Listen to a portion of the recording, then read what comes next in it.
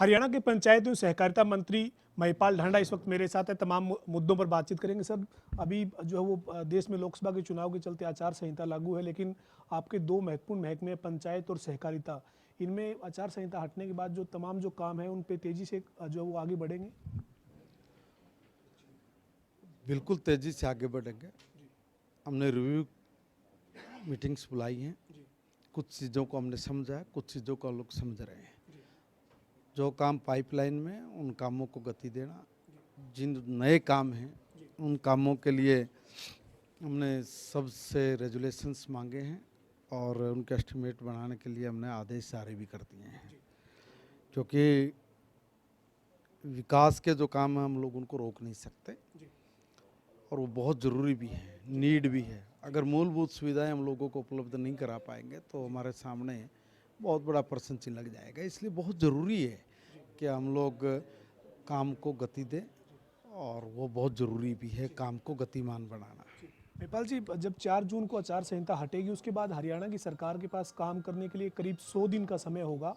तो जो टेंडर होने हैं उनका प्रोसेस कंप्लीट करके रखा जाए, ताकि आचार संहिता हटने के बाद टेंडर करवाने के बाद जो काम है उन्हें पूरा किया जा सके। इस चीज़ को सुनिश्चित किया जाएगा, अधिकारियों को कहा जाएगा कि काम भले ही आचार संहिता है लेकिन जो होमवर्क है वो पूरा किया जाए। बिल्कुल।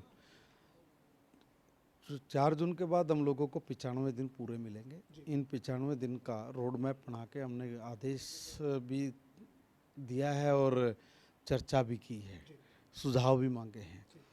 और उसमें हमने ये कहा कि 4 जून के बाद तुरंत हम लोग एक बटन दबा के सब कामों को टेंडर लगाने के लिए कह दें। डिनाइटी तक आप अपने काम को लेके जाओ और सब अधिकारी इस चीज़ पर सहमत होकर उन्होंने कहा कि सर हम लोग दिन रात एक करके जो आपने हमें टास्क दिया है हम उसको पूरा करेंगे। पंचायत के साथ साथ सहकारिता एक बड़ा महकमा है सर। सहकारिता के नाते किसानों के लिए सहकारिता के तमाम जो काम है उनको, या फिर जो डेयरी डेवलपमेंट इससे जुड़ा हुआ है, किसानों को दूध का ठीक दाम मिले और जो कोऑपरेटिव सोसाइटी है वो मिलकर काम करे, इसको लेकर भी आने वाले दिनों में बैठक करके रणनीति बनाई जाएगी।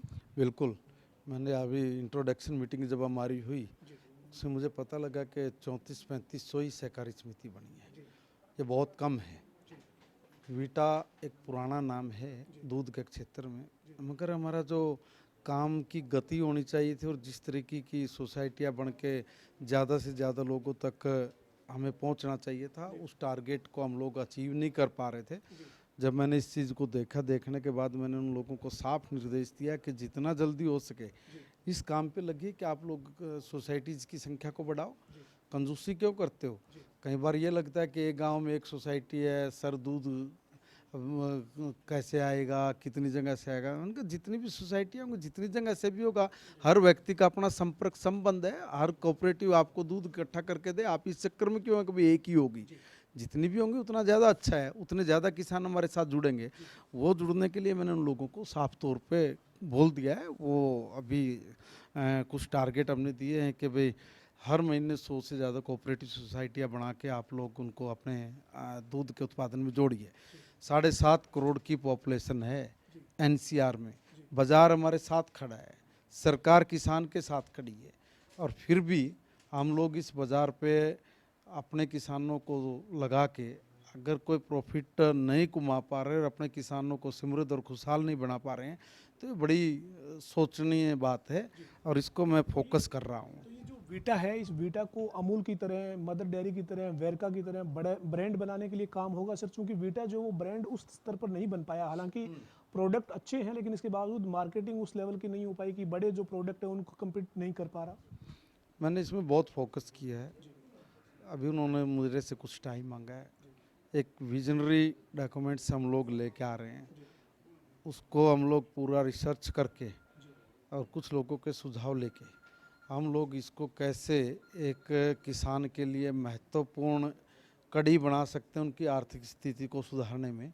इस पर हम लोग जमकर काम करेंगे और आने वाले दिनों में आपको इसका रिजल्ट भी दिखाई देगा कि कैसे हम लोग कोऑपरेटिव के ज़रिए लोगों को रोज़गार देने में, उनको अपने पैरों पे खड़ा करने की प्लान के साथ उनको फाइनेंशियली मदद दे के उनको हम सक्षम बनाएंगे।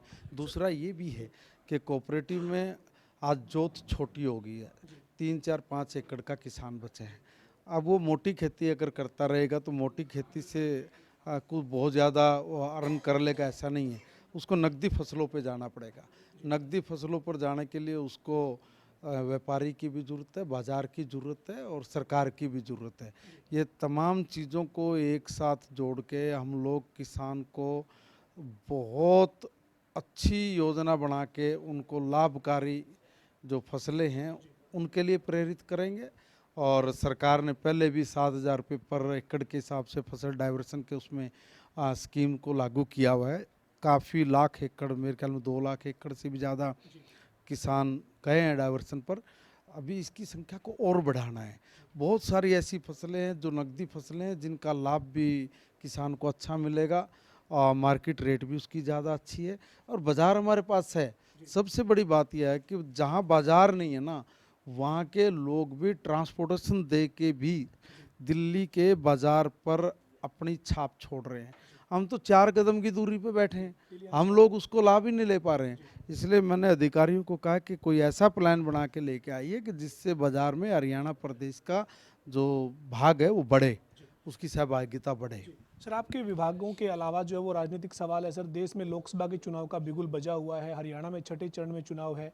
आज कांग्रेस पार्टी ने, राहुल गांधी ने मल्लिकार्जुन खड़गे का एक पोस्टर जो जारी हुआ है उसमें 5 गारंटी की बात की गई है। 1 लाख अशिक्षित युवा हैं, उनको जब जॉब मिलेगी तो 1 लाख रुपए की नौकरी उन्हें मिलेगी। महिलाओं के न्याय की बात की गई है, 1 लाख महिलाओं को जो वो पैसे देने की, उनको आर्थिक तौर पर उनको समृद्ध करने की बात हो रही है। यानी कांग्रेस अब गारंटी लेकर आई है सर, क्या कहेंगे? कमाल होगा, यहाँ भी नकल मारना शुरू कर दिया। अच्छी बात है, भगवान उनको सद्बुद्धि दे और अच्छे कामों की नकल करें। नकल करना कोई बुरी बात नहीं, मगर अच्छे कामों की नकल करें। और दूसरी बात ये कि गारंटी तो इस देश में मोदी जी की चल रही है, कांग्रेस की गारंटी तो फट गई। आप मुझे एक बात बताइए, इन लोगों ने ये कहा था कि राजस्थान में हमारी सरकार बनाओ, पहली कलम से हम लोग किसानों का कर्ज माफ़ करेंगे। क्या राजस्थान में उन्होंने कर्ज माफ़ कर दिया? उन्होंने छत्तीसगढ़ में भी यही बात की थी, अनेक प्रकार के वायदे किए थे। इनकी बात खोखली है। गारंटी जैसा शब्द कांग्रेस के मुंह से अच्छा नहीं लगता कि वे वो गारंटी की बात करें, मगर कम से कम इतना भी सोचा, देर आए दुरुस्त आए, सोचना तो शुरू किया।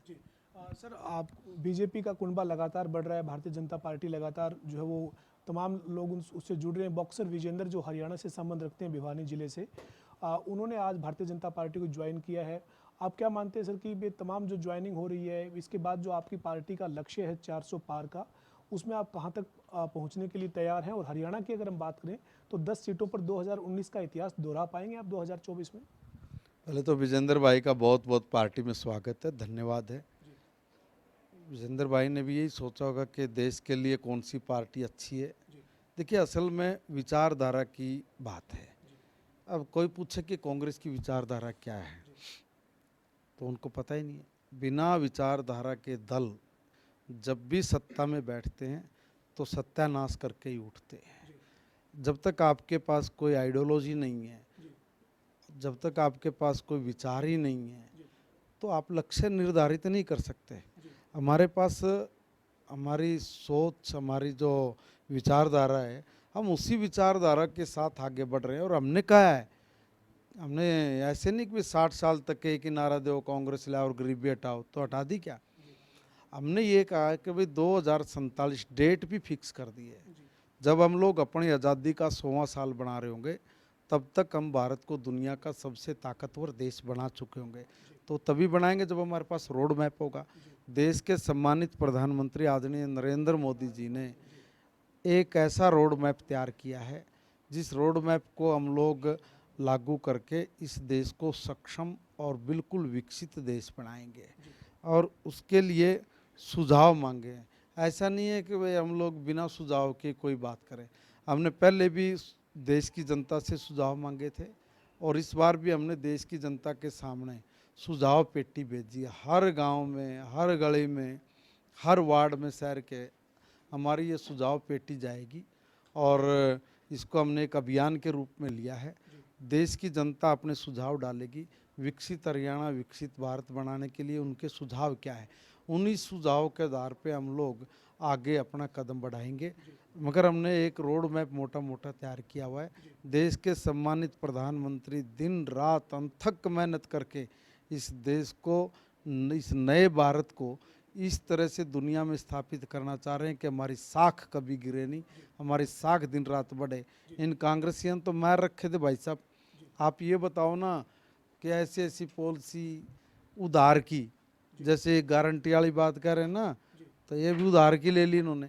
ऐसी दुनिया भर की उधार की चीज़ें उठा के लेके ले आके हमारे यहाँ थोपते थे। उनको यही नहीं पता था भाई हमारे यहाँ मौसम कैसा है, हमारी मिट्टी की सुगंध कैसी है, हमारी बोली भाषाएं क्या है। हर 50 कदम पे 50 कोस पे जाके हमारी भाषा पानी बदल जाए, इनको उसका नॉलेज तो था नहीं, इसलिए कुछ भी उठा के लिया करते। अब हमने इसमें बहुत बड़ा बदलाव किया है। हम लोग बदलाव के साथ चलेंगे। बदलाव में जो वो 400 पार का लक्ष्य हासिल कर पाएंगे, 10 की 10 सीट जीत पाएंगे हरियाणा में सर? बिल्कुल जीत पाएंगे। 10 की 10 सीटें और 400 पार का टारगेट ये देश की जनता ही रख रही है।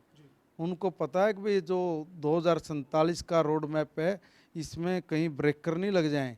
देखो कांग्रेस वाले पोचा मार रहे हैं, दूसरे झाड़ू मार रहे हैं। देश की जनता को पता है कि बड़ी मुश्किल से दलदल में से निकाल के इस देश को पटड़ी पे लेके आए हैं, इसकी स्पीड बढ़ानी है।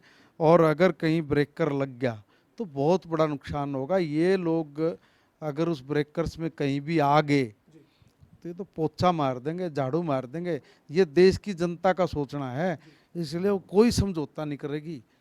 और वो जो 22-23 साल, इन 22-23 सालों में अपनी इन दो आँखों के साथ इस भारत को विकसित भारत बनाएंगे भी और बनता हुआ देखेंगे भी। ये आम जनता का सपना है, वही मोदी जी का सपना है।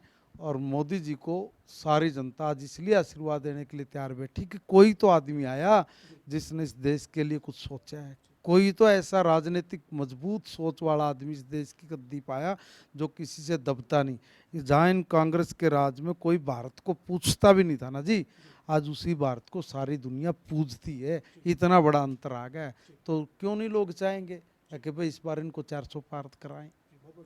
जी हमारे साथ हरियाणा के पंचायत और सहकारिता मंत्री महिपाल ढांडा थे, जिन्होंने तमाम मुद्दों पर बातचीत की है। खासतौर पर उनका कहना है कि उनके जो विभाग हैं उनको लेकर समीक्षा बैठकें की गई है और जरूरी दिशा निर्देश अधिकारियों को दिए हैं। इसके साथ ही महिपाल ढांडा ने कहा है कि जो देश की जनता है वो चाहती है कि प्रधानमंत्री नरेंद्र मोदी का जो सपना है भारत को विकसित राष्ट्र बनाने का 2047 तक, उसके चलते 400 पार का लक्ष्य है और जनता 400 पार के लक्ष्य में बीजेपी के साथ है।